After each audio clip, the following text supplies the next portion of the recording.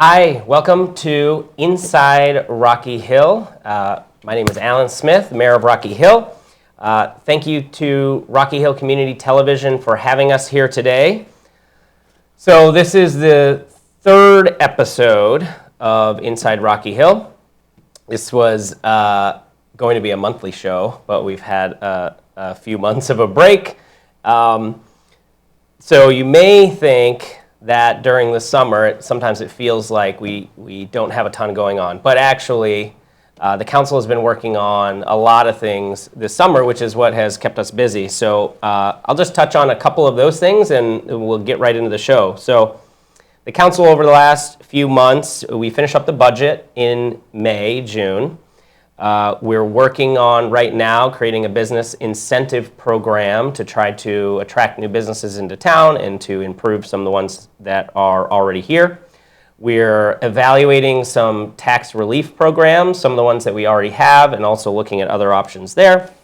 We're updating some town ordinances to address residents' concerns that have come out, that come to our attention over the last few months. And excitingly, we've also updated our public art policy recently, which has allowed us to expand some public art in our town center. So I would encourage everybody to come take a walk around Town Hall and check that out. But today, and something that we have been talking about for a while, we're going to focus on today, is automated traffic enforcement, aka speed and red light cameras. So today, I'm being joined by Chief Brian Klett here in the studio, and he is going to go through what automated traffic enforcement looks like, what we have been talking about already, some here in town, and we just want to make sure that the public is informed, has the right information. He shared this with the council already over the summer, and now here to share it again in another forum.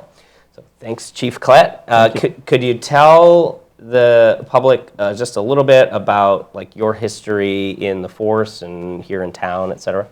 Sure. I have to admit, 27 years of town experience is the first time being in this building today, so I'm happy and grateful for the invitation and the opportunity to kind of explain the program. I've been working for this town for the better part of 27 years, since I was 22, and the last 3 has been as your chief. It's been a proud honor to do so, and I'm happy to be here today to try to answer some questions about the traffic safety program, the ATSDs. There's been certainly a lot of articles in the media, a lot of discussions, and hopefully we can answer some questions and clarify the intent of the program. And I hope what you take away from today is just this is a tool that I'm presenting to the town for their consideration to implement it or not. This is not my decision to make. It's your decision, those of you watching at home and those who are decision makers who are elected officials. I really want you to be informed and help assist and shape this program or not, and to make the best choice for our town and to keep our town as safe as we can. Thanks. So I just want to go through a little bit of a timeline of what got us to here.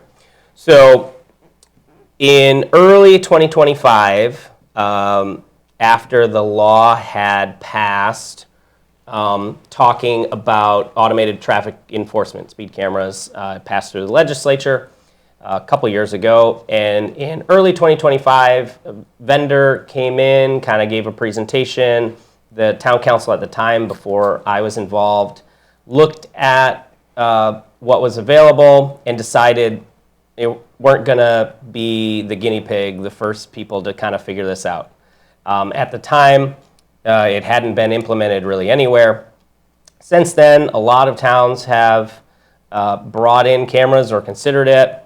And so starting at the beginning of this year, we had vendors come back in to talk about what this program would look like, what the technology looks like. We started talking to more of these towns that have implemented programs, and the chief reached out, as well as myself reaching out to other leaders. So we had vendors come into the town council and the public safety committee and do presentations.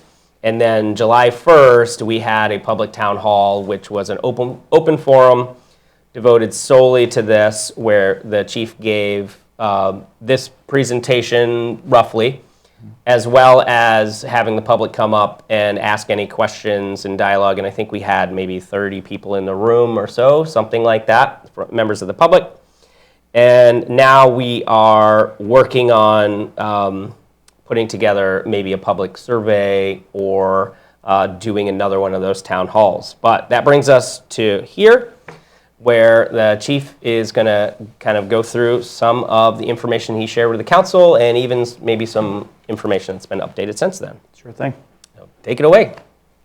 All right, well, in 2023, the state of Connecticut passed Public Act 23-116 that permitted the use of these devices. That includes red light cameras, speed cameras, and also they call them the arm stops for the bus, stop light bus. So as the arm comes out, they call them arm cameras. But what we're really seeing is with the grant funding and with the changes in our community, the town has really been focusing on a pedestrian-safe corridor throughout the Celestine Highway. That's one of the missions that the town manager directed me, is make sure that our central area, our Celestine Highway, is as safe as it can be for pedestrian travel. And over time, you can see the slide we're looking at here, what discusses that over time, this is not just Rocky Hill, but inclusive of Weathersfield, about 345 accidents, and over the course of the 2021 to 2026 period. As you know, as a community members, you know that the Celestine Highway is a crossing area for our students and pedestrians going to and from the other side of town and getting to the high school. But keeping in line with what our goals and objectives are, I thought that the speed cameras, specifically in an area like the Celestine Highway, would be helpful to slow folks down and increase safety in that area. So we can move on to the next slide.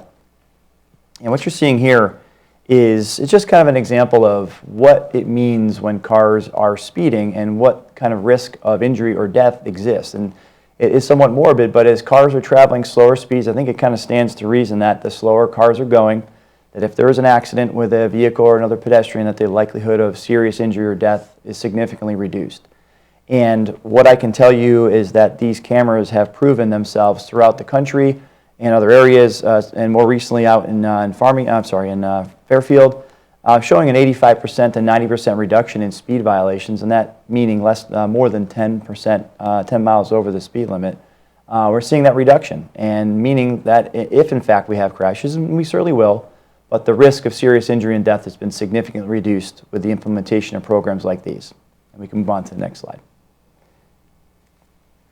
So, what I'd like to point out is, and the mayor mentioned that we had a vendor come in, and I was at a conference and I bumped into one of the vendors who offered to do a free traffic study. And it was more just exploratory, so I could bring back some information to the council, to the town manager, about what we think the effectiveness or what kind of problems we actually have. Now, as you may know or may not know, our patrol shifts are staffed with 4 officers throughout the day and a supervisor. We're not 10, 12 officers deep like some towns around us. So we are limited. We have calls to respond to, we have neighborhoods to make sure we're checking out, and businesses to stop in, so we can't be everywhere at once. And what's nice about these types of cameras, these systems, it's a force multiplier. And what you're seeing here is that study that we asked to have done essentially highlighted some areas in town that we found were definitely an issue where we want to be concerned about speed. And this is the survey you see on that slide are the 5 locations that we studied. And Main Street at Garden was one that really stood out to us, was that what you're looking at is within a 48-hour period, both in a north and southbound direction, over almost 3,000 cars were going over 10 miles over the speed limit. And that's kind of concerning. And certainly there's some explanation to that, where that speed zone changes from that Celestine area, but also changes as you're coming down the hill by Pratt Street, so it does reduce the speed limit altogether. But keeping in line with the goals and objectives to keep our pedestrian traffic safe with the new Kelson Road development, stand out to us that be an area we'd like to target if in fact we get the approval for this program. So the other areas you mentioned there, we see here, Gilbert Avenue, West Street was a lot lower than I had expected. Celestine and Parsons was about in line what we believed, but it demonstrates to us as a police department and as a community that there are some areas that we should be looking at, or certainly putting our officers out there for greater enforcement. But as I mentioned, as a force multiplier, the systems can help us reduce speed in those areas by roughly 85%. This is just a reminder to point out to you again, the areas that we're focusing on during that study also are in the vicinity or proximity to our schools. And this is just a slide that shows you the number of students that are registered at each school, some of which may be walking or crossing roads. And we're hopeful that if the program is rolled out, that we can target, if approved for those areas, target some of these school areas or adjacent areas to slow the traffic down. So, in addition to this, the Connecticut law was passed back in 2023. What's very important to point out here is that this is not something we can just put into place. We cannot just open up a program and put cameras wherever we want. There are some safeguards there that we have to apply to the state of Connecticut. It has to be reviewed by the state of Connecticut. And the Public Act, which is several pages long, is one of the more robust public acts or rules and regulations for a ATSD program throughout the country. I've spoken to several vendors who highlight the fact that the safeguards built in there, both for equity safeguards, for privacy safeguards for your data, for the types of images that are captured, for the duration of time this information can be stored, and also what it can be used for and disseminated, are all defined by the by the Public Act. And that's completely the rules we have to follow. And what's nice about it is, in addition to the Public Act, if the town were to pursue and pass an ordinance, they can actually increase safeguards. They can increase or change some of the standards to make it more in line with what the town would like to do. Maybe even make it more stringent on data retention and have a more defined process of destruction and retention. So just give you some peace of mind with that. I mean, I encourage you to, if you have questions, before you make any judgments, and I know it's kind of a homework assignment, but I would ask you to read the Public Act first and see what we're speaking about. And I think if you do that, you're going to answer a lot of the questions yourself, but I'm hopeful that I can do that for you somewhat here today. Around us in some of the other areas, these are some towns that are pursuing the program. Weathersfield is currently live. Their cameras are post 30 days, meaning that their warning period is over, and their cameras are now active and issuing citations.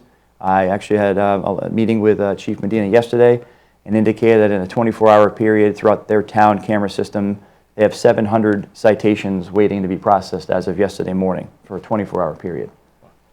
All right?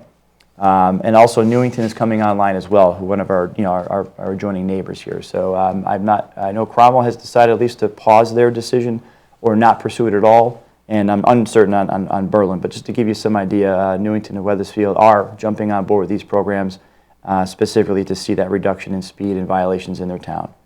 Now, the last slide here that we have is really about the safeguards and some of the bigger points that have been made about the program over time.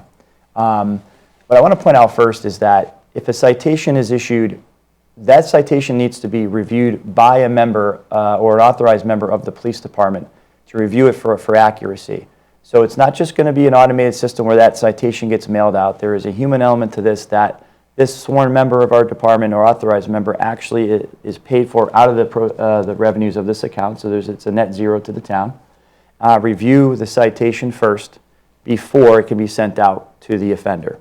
The second thing is, when the program starts, there's a 30-day warning period for every camera, and then part of if we were to pursue this, I would encourage and require as part of our contract that we engage with a vendor is that we have an expectation of public forward messaging, a public programming where we're getting our message out, maybe require them to come here and sit and meet with all of us and have a program such as this.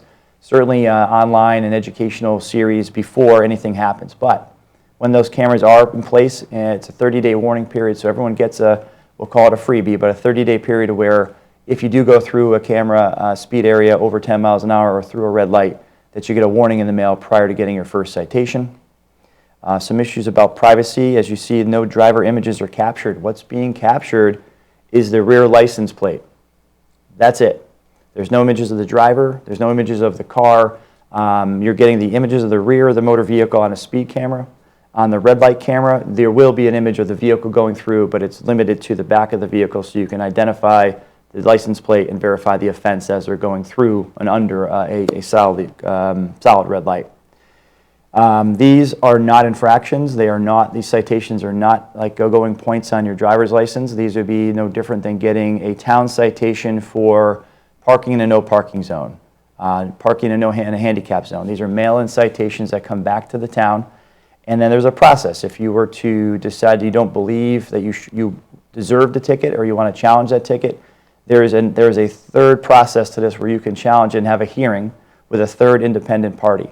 I spoke with the town manager yesterday. We are actually considering outsourcing that to a third-party vendor, such as a law firm or a contract with a third party, so we can make sure that the reviews are completely independent and in line with the statute that require, it cannot be a sworn member of the department nor someone who issues in citations. So it needs to be someone who's outside that box to make the judgment on whether it's a valid citation or not. And finally, not finally, but the revenue here goes back to an account, does not go to general fund, and it can only be used for transportation, safety, and road improvements.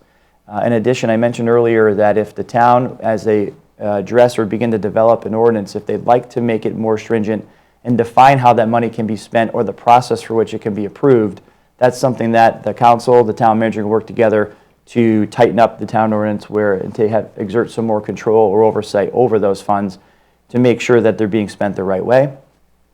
And then finally, your privacy is protected. And again, I mentioned about reviewing the Public Act. It's very clear in that Public Act what that data can be used for and what it cannot be used for. The big one is it cannot be shared with any other government agency, not the federal government, not another police department, unless it is being used to follow up and collect the fine relevant to the citation issued. There'd be no reason I can imagine that another agency would need to know the information from a citation to collect the fine. It's going to stay in-house with us.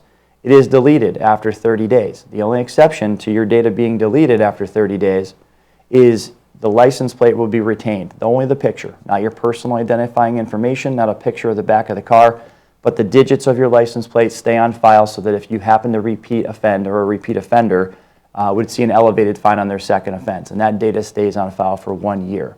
So as an example, if you're first time getting your first citation, you go through a traffic light, speeding or intersection where there's a traffic camera, the citation would go through its review process by a sworn member of our department to your mailbox. You then have an option to decide to either pay it online or to contest that.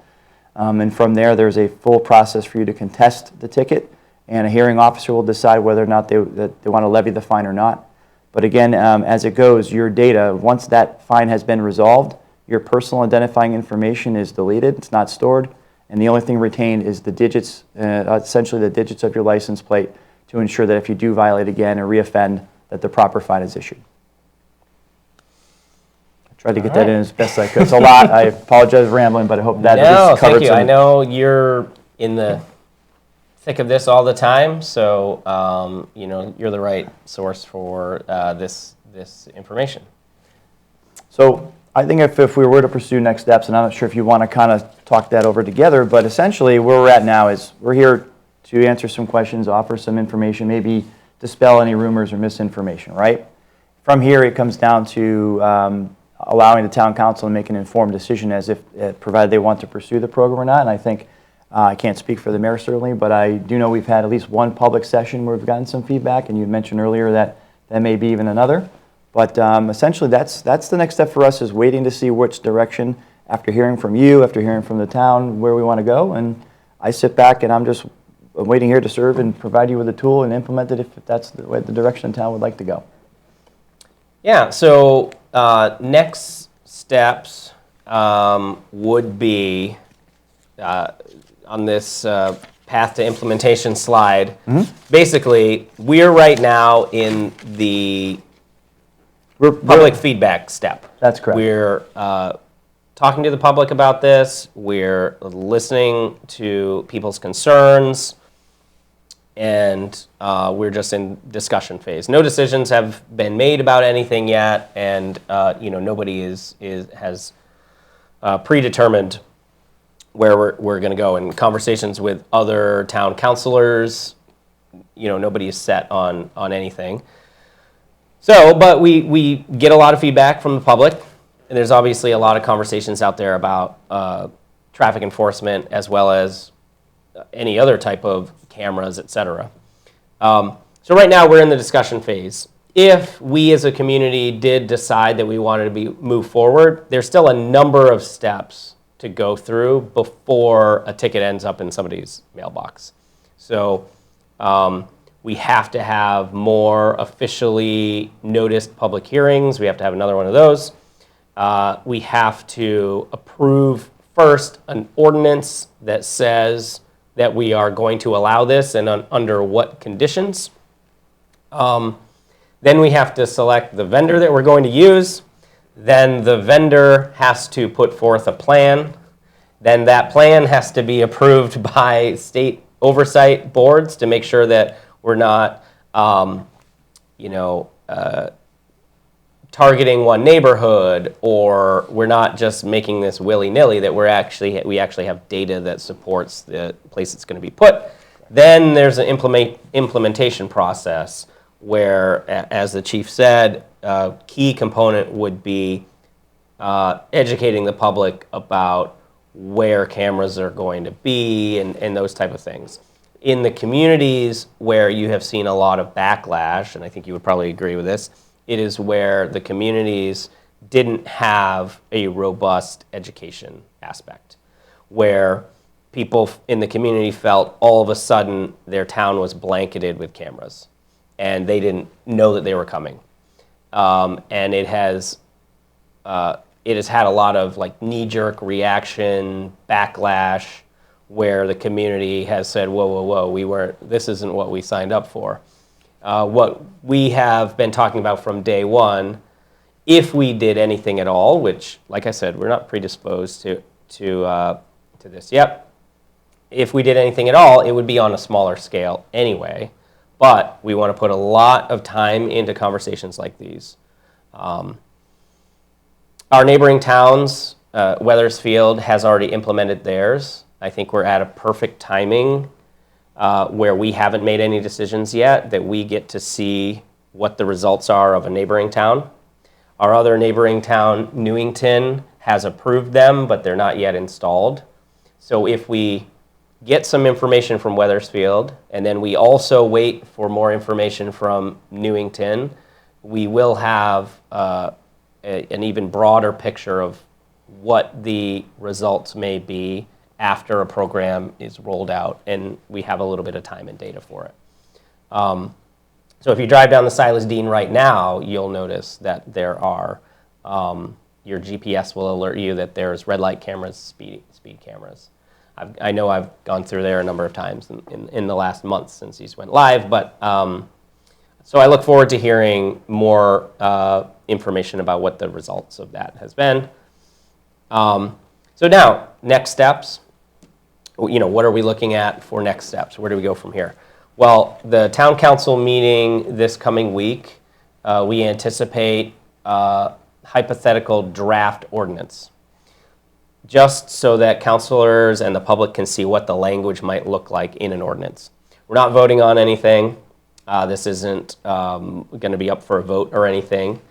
None of the language is finalized, but other councilors have had the question of, well, what do those rules look like, around putting together the entire policy? So we wanted to see it in writing and kind of read through what it would look like. What are the safeguards? What are the checks and balances? What can the money be spent on, or what is it restricted to? What type of timelines for data destruction or data retention? What are those? And so the town manager and I believe with the town attorney and working with Chief Klett have put together a draft document to look at that. And we're going to look at that this coming town meeting. Also, the town manager put together a town-wide survey, and we're considering what it would look like, because we want to hear from the public. We hear mixed feedback. So in our town hall meeting, our public meeting, where we had a bunch of people there and people offered comments in writing, we had a lot more positive comments than negative. But if you look online and you look at Facebook comments and posts and stuff like that, we have a lot more negative comments than positive. So it's hard to gauge what comments are coming from people that live here, what comments are coming from the outside.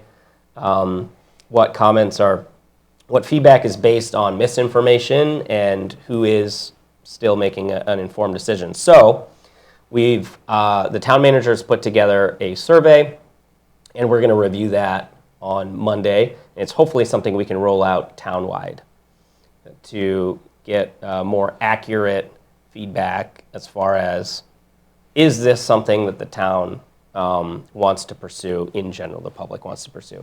I know throughout the campaign and knocking on doors and talking to residents that traffic safety is a big concern.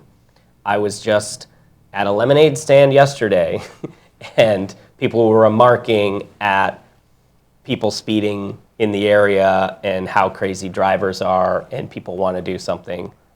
But people also have legitimate concerns around the increase of cameras and surveillance and just everything you see and hear in the news now. People are anxious about that, and understandably, and I think a lot of that has to do with not having all of the information. So those are the next most immediate steps that we have in the coming week. We're going to be talking about this more at the Town Council, Public Safety. We're not in a rush to make a decision on anything. So taking this deliberate approach, and this is also the approach that has been recommended by the chief since day one, that we didn't need to rush into something, that it needed to be a deliberate approach. We needed to get some data, we need to get feedback from the public, and we need to inform the public. So that's where we are for next steps. Anything else that you wanted to add, Chief? Anything I missed? I think you did. You covered a lot of the points. I mean, it's important to me, it's important to us, from my perspective, that this is a community decision. It's not the police department or the police chief telling you this is what we're going to do. It's important that we hear your feedback. If you have an opinion, you share that. You take part in the survey. You email the department, email the mayor's office or town manager's office. It really is up to you. It's your community, it's our community, and we want to give you the level of policing that you want. And if you don't want something like this, that's okay too. It's not. From the onset of this, as we brought this forward, I've been very clear. I don't feel that we need to over-police this town, but I do think there's some problem locations that we can target that would make it a little safer for everybody. However, I do not endorse putting these cameras everywhere in town simply to have a speed trap or toll booth every so many feet or miles in town. I don't think that's responsible. I think that's unrealistic and unfair to our community. But I think if we're smart, we take a look at our accident data, which we have, and we make those recommendations to the state to obtain their approval for locations such as the Main Street and Kelson Row. Another one that's on my radar would be the West Street and I-91 corridor. But we look at their data and we make some really educated and informed requests to the state of Connecticut, and we do it right, and we do it nice and slow. And the reason that I waited from 2023 to today was I wanted to see how other programs rolled out, learn from their mistakes, and make sure we get this right the first time. But by no means do I want cameras on every street and every location. That is completely the opposite of what my intent and recommendation would be. But I think we look at our town, we research it, and together we make the best choices together. But again, it's for all you at home watching and who believe and want to trust us that we're doing our job right. We need your support or we need your opinion so we can make sure we're meeting what your expectations. All right, thank you. Well, with that, first of all, big thanks to the chief for making time out of his busy schedule to be here. Thanks to our production here at the Rocky Hill Community Television, Mike O'Toole and Andrew Brescia that does so much here. So look forward to continuing these conversations. I think we have somebody lined up for another conversation next month, and hopefully we can keep it going with that. I welcome anybody's feedback, any questions you have, anything else that you would like to add, anything you missed. I'm always available. My email address is asmith@rockyhillct.gov, and my phone number and everything else is available on the website for the town. Thank you so much. Thank you.